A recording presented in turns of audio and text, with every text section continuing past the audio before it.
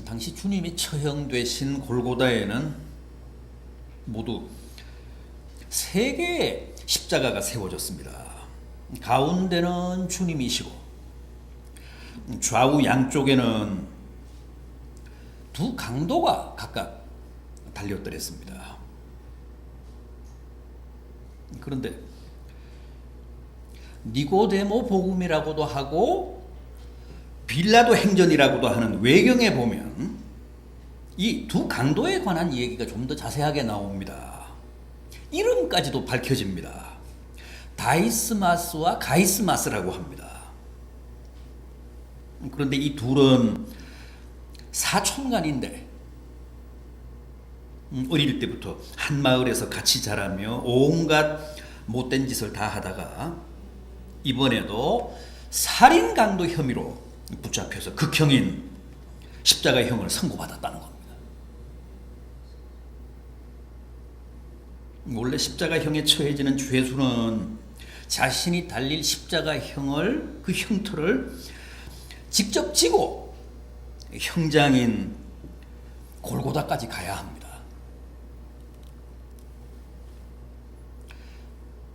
그 형장까지 가는 좁은 길을 비아 돌로로사라고 하잖아요. 그 길 이름이 그렇습니다. 비아 돌로로사. 빌라도의 법정인 안토니오 요새에서 골고다까지는 1500m, 1.5km 정도가 되는 결코 가까운 거리가 아닙니다. 그래서 주님은 십자가를 지시고 그 좁고 긴 비아 돌로로사를 오르시다가 몇 번이나 쓰러지셨는데 결국 마지막에는 쓰러지신 채로 십자가에 짓눌려서 일어나지 못하자 로마 군인이 길 옆에 서서 구경하던 구레네 사람 시몬에게 주님의 십자가를 대신 집어서 골고다까지 가지 않습니까? 그런데 그때 주님과 같이 십자가에 달릴 두 강도는 어땠습니까? 그들은 십자가 형틀을 지고 골고다 언덕을 오르는 동안에 온갖 저주와 욕설을 다 퍼부었습니다. 아니, 십자가에 달려서도 그들은 여전히 세상을 저주했고 심지어는 주님까지도 욕하며 조롱했습니다. 마태복음 27장 44절을 보면 함께 십자가에 못 박힌 강도들도 이같이 욕하더라 그랬습니다. 마가복음 15장 32절도 보면 함께 십자가에 못 박힌 자들도 예수를 욕하며 조롱하더라.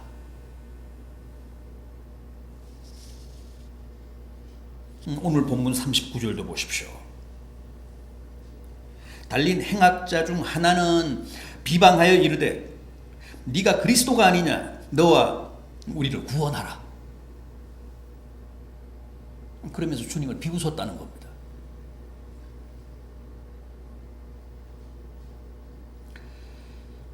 그런데 바로 그 최후의 순간에 십자가상에서 참 희한한 일이 벌어졌습니다. 극적인 반전이 일어났습니다. 조금 전까지만 해도 다른 한 강도와 함께 소리 지르며 세상을 저주하고 사람들을 욕하고 같이 달린 주님까지도 조롱하며 비웃던 한편 강도가 돌연 심경에 놀라운 변화를 보였다는 겁니다. 본문 42절을 보십시오. 예수여, 당신의 나라에 임하실 때에 나를 기억하소서. 강도의 그 부탁에 주님이 어떻게 반응하셨습니까? 43절입니다. 내가 진실로 내게 이르노니 오늘 네가 나와 함께 낙원에 있으리라.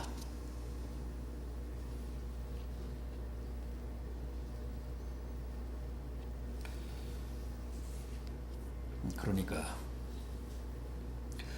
동일선상의 두 강도가 십자가를 중심으로 그 좌우에 배치된 두 사람이 똑같은 조건, 똑같은 죄를 범하고도 하나는 마지막 순간의 극적인 회개와 기도로 천국을 갔고 다른 하나는 끝까지 주님을 비웃고 조롱하다가 지옥을 갔다는 얘기입니다.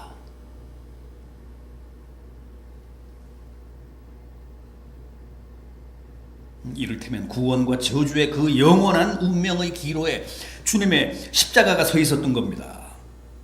그래서 이 사건은 기막힌 상징이고 또 계시입니다.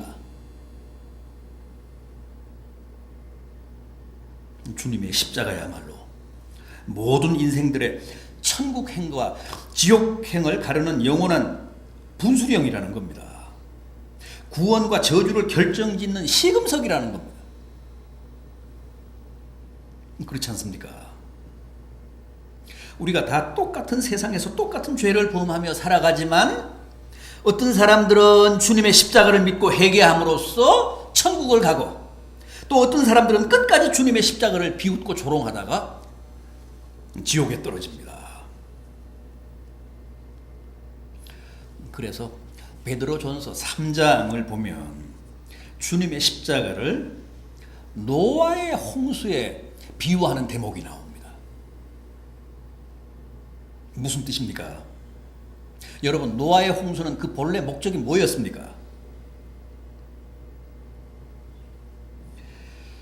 하나님이 죄악으로 가득 찬 이 세상을 심판하시기 위한 홍수 아니었습니까? 그러나 또 그 홍수가 당시 방주 안에 타고 있던 노아의 가족들에게는 오히려 방주를 물에 띄워주는 절대적인 구원의 방편이었습니다. 방주 밖에 있던 세상 사람들에게는 전무후무한 하나님의 진노고 심판이었지만 방주 안에 있었던 노아의 8 식구에게는 오히려 결정적인 구원의 수단이었습니다. 그런데 십자가가 바로 그렇다는 거예요.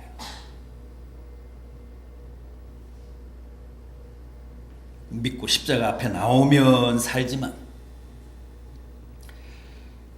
십자가가 구원의 표상이 되지만 어리석고 미련하다며 배척하면 오히려 그 십자가로 인해서 영원히 멸망한다는 겁니다.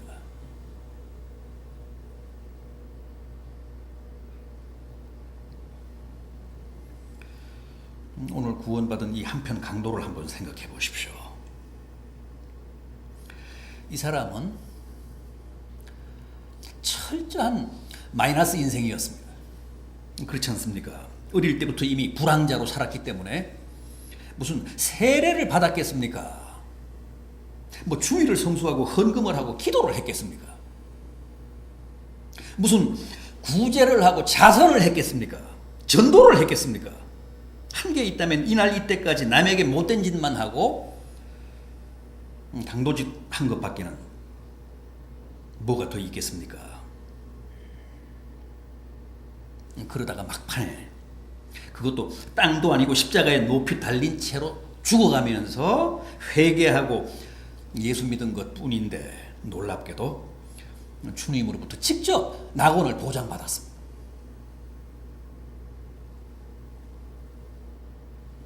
조금 전까지만 해도 세상을 저주하고 주님을 욕하던 그 입으로 돌연 당신의 나라에 임하실 때 나를 기억해 주십시오 한 것뿐인데 서론도 없이 겨우 본론만 한마디 한 것뿐인데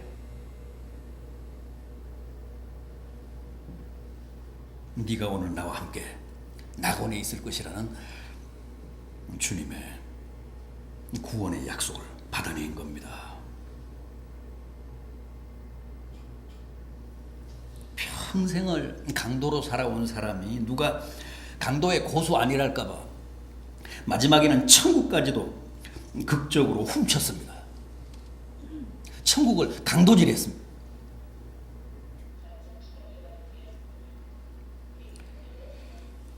사실 그래서 우리는 암암리에 이 강도를 부러워합니다. 우리가 늘 바라는 게 뭡니까? 마지막 순간에 반드시 구원받을 수 있다는 보장만 있으면 평소에는 좀 내 마음대로 살다가 이 강도처럼 죽기 직전에 회개하고 천국 갔으면 하는 거 아닙니까? 우리에게는 다 그런 욕구가 있습니다. 그런 바람이 있습니다.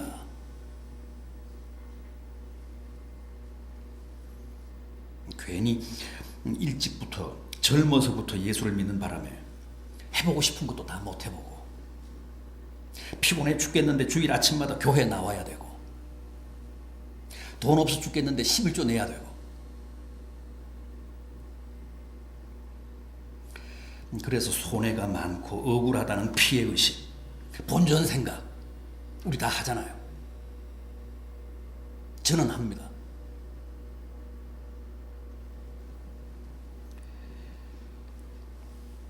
그래서 많은 사람들이 이 강도야말로 가장 저렴하게, 가장 경제적으로 천국 간 행운아라고 생각합니다. 어떻습니까? 맞습니까? 이 강도 정말 복된 사람입니까? 물론 주일 성수 한 번 안 하고도 숨 넘어가기 직전에 회개해서 지옥 가지 않고 막차라도 타고 천국을 갔다는 것은 큰 다행입니다. 그건 행운인 게 사실입니다. 그러나 그런 구원은 결코 복된 게 아니고 오히려 부끄러운 구원이라고 했습니다. 턱걸이로 겨우 천국은 가지만 천국에 가서 누릴 영광은 별로라고 했습니다. 왜냐하면 천국의 상급, 천국의 영화는 이 땅에서의 삶의 내용과 믿음의 내용에 의해 결정되는 보상이기 때문입니다. 그래서 평생 강도짓 하며 살다가 막판에 극적으로 회심해서 실수로 천국을 간 사람들은 오늘 본문의 이 강도처럼 천국을 가도 영원한 부끄러움을 면치 못한다는 겁니다. 오늘 본문의 이 강도처럼 마지막에 한 건 잘해서 천국 가는 사람들은 천국에 가서 누릴 영광이 그다지 없습니다. 보상받을 게 없으니까. 고린도전서 3장 14절이 합니다. 누구든지 세운 공적이 그대로 있으면 상을 받고 그 공적이 불타면 해를 받으리니 그러나 자신은 구원을 받되 불 가운데서 받은 것 같으리라.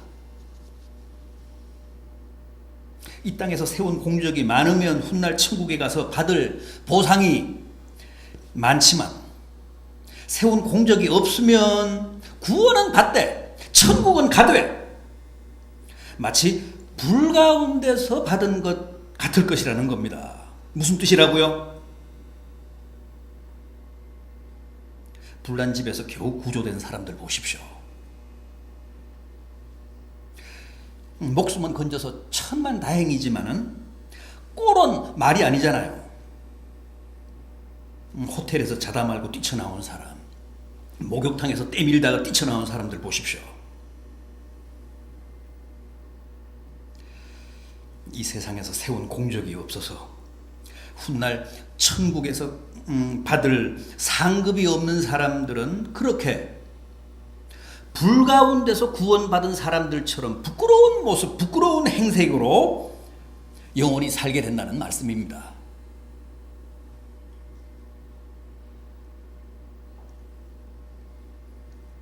그러니 이 강도 그렇게 부러워하지 말라는 거예요.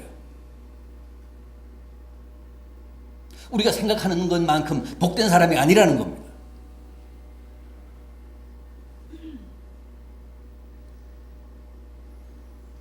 그런데 우리가 여기서 또 하나 꼭 짚고 넘어가야 할 게 있습니다.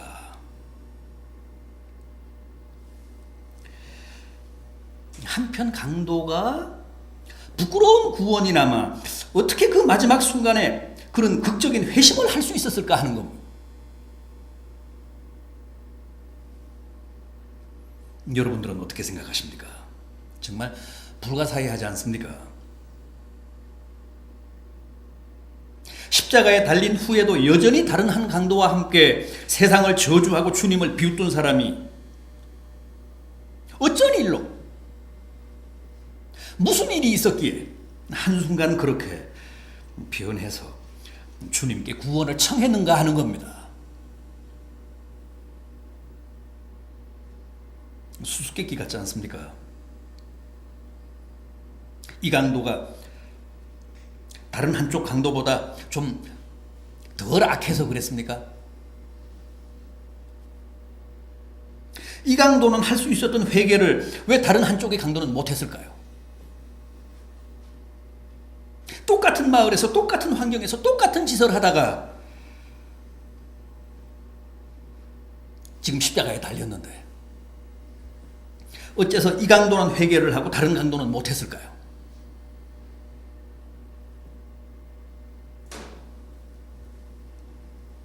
정말 이 문제는 하나님의 주권적인 선택과 주님의 불가항력적인 은혜라는 개념을 떠나서는 해석이 안 됩니다. 이해를 할 수가 없습니다. 다시 말해서 이 강도는 처음부터 하나님의 선택을 받은 하나님의 백성이었기 때문에 죽기 3초 전이었으나마 이렇게 회개하고 결국은 천국 갈 수 있었다는 겁니다. 아니, 더 정확하게 표현하면 비록 살인 강도였을 망정 그 사람은 택하신 하나님의 백성이었기 때문에 주님이 그 최악의 순간에도 포기하지 않고 강제로 회개시키셔서 그 영혼을 천국으로 데려가셨다는 거예요.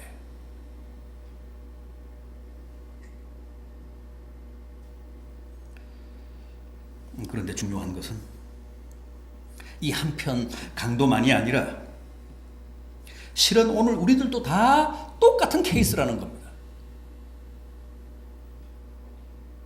여러분들은 어떻게 구원받으셨습니까? 여러분들은 어떻게 해서 천국 가시게 된 겁니까? 어떻게 해서 여러분들은 주님으로부터 천국을 약속받으셨습니까? 회개해서요? 믿어서요? 맞습니다.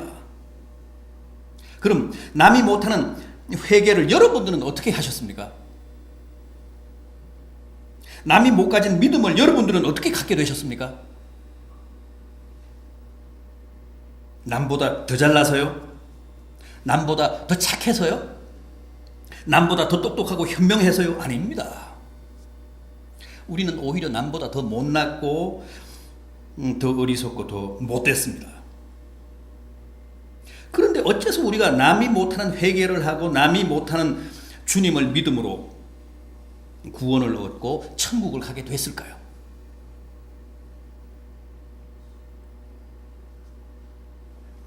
이 한편 강도의 수수께끼와 똑같은 얘기입니다. 이미 창세 전에 하나님이 나를 일방적으로 주권적으로 택하사 천국 백성으로 예정해 주셨기 때문입니다.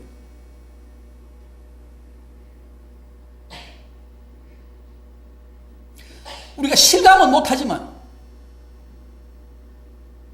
그건 사실입니다.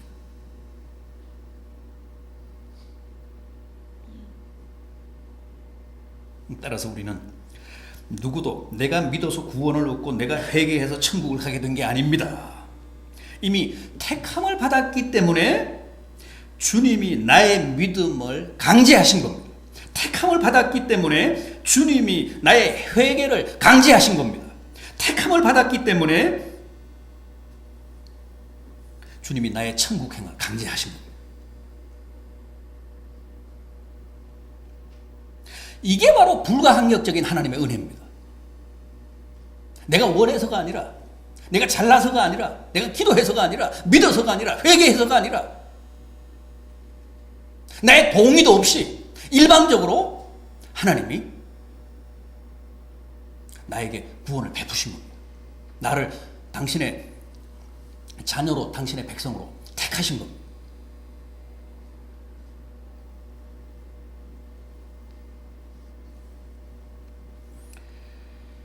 오늘 본문의 이 강도와 가장 대조되는 인물이 있죠. 누굽니까?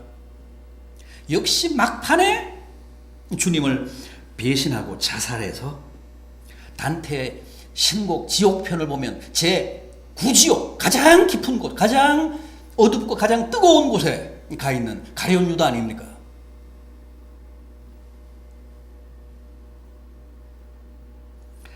가룟 유다는 어떤 케이스입니까? 회개하고 예수를 믿어 하나님의 자녀가 되고 천국 백성이 되고 주님의 사도가 됐는데 결국 마지막에 타락하고 주님을 배신해서 제 구지옥에 떨어진 사람입니까? 그런 법은 없습니다. 현재일도 장래일도 높음도 깊음도 천사도 공중의 권세 잡은 마귀도 사탄도 타락도 죄악도 살인 강도도 죽음도 우리를 그리스도 예수 안에 있는 하나님의 사랑에서 끊을 수 없다고 하지 않았습니까?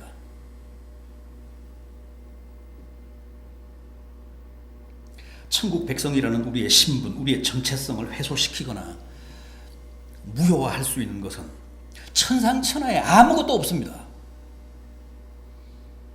따라서 가룟 유다는 결코 믿음에 실패해서 신자가 타락해서 사도가 주님을 배신해서 버림받고 저주받은 게 아니라 미안하지만 그는 처음부터 하나님의 택하심을 입지 못한 가라지였습니다. 처음부터 양이 아니라 염소였습니다. 그런데 밀밭에 난 가라지처럼 알곡에 섞여 있다가 결국은 주인의 곳간으로 들어가지 못하고 불구덩이에 던져진 케이스입니다.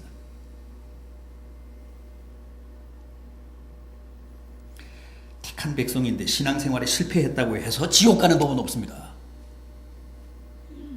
보십시오. 이 한편 강도는 살아생전 오로지 남을 괴롭히고 강도짓한 것뿐인데 택함 받은 백성이라는 이유 때문에 마지막 순간에 극적으로 회개하고 죽어서 기어이 천국을 가게 하셨잖아요.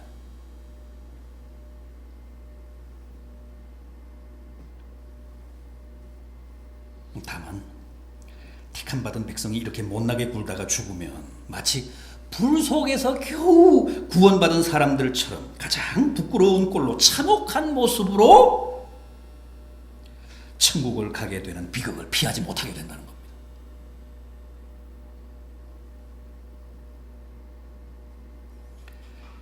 여러분, 오늘 우리는 하나님이 천국 백성으로 하나님의 자녀로 택해 주셨을 뿐만 아니라 또 이렇게 일찌감치 불러주셔서 훗날 천국에 가서 누릴 영화를 위해 상급을 위해 무엇인가를 할 수 있는 여유를 주시고 기회를 주셨습니다. 말미를 주셨습니다. 얼마나 고맙고 감사한 일입니까? 우리는 지금 본인이 결단하기에 따라서 무엇이든 할 수 있는 은혜가 보장이 되어 있습니다. 기도도 할 수 있고 마음껏 찬양도 할 수 있고 말씀도 가까이 할 수 있고 전도도 할 수 있고 주의를 지킬 수도 있고 헌신, 봉사, 희생도 할 수 있습니다. 주님을 위해 무엇이든 할 수 있는 환경과 여건이 주어져 있습니다. 감사해야 합니다. 그리고 더욱 세월을 아끼고 건강을 아끼고 내게 주신 기회를 아끼며 주님을 위해 살아야 합니다. 그게 바로 내 죄를 속량하시기 위해 십자가에 달리신 주님을 영화롭게 하는 삶이자 또 훗날 천국에 가서 누릴 영화를 준비하고 예비하는 삶임을 깊이 깨닫는 복된 성도들 되시기를 진심으로 기원합니다.